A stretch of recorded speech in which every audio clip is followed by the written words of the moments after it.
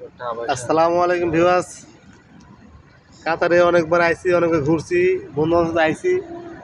বলছি শালা কাতারে কোনদিন 1 টাকা খুঁজে পেলাম না, রাস্তায় পড়ে থাকে না। আজ ভাগ্যের কি পরিহাস, এমনি যাইতে লাগে দেখি এখানে 5 টাকা পড়ে আছে। এই যে 5 টাকা, মানে এই টাকাটা কার এটা বলতে পারতেছি না। বসে আছি, যেই আর কি যে ভাগ্যবান ব্যক্তি হোক আর মেসেঞ্জার নক দিকে যে দিক এই টাকাটা আমি তাকে দিয়ে দেবো, ঠিক আছে। 5 টাকা পাইছি, এখন কার টাকা এটা বলতে পারি না, কিন্তু এই জায়গাটায় পড়েছিল।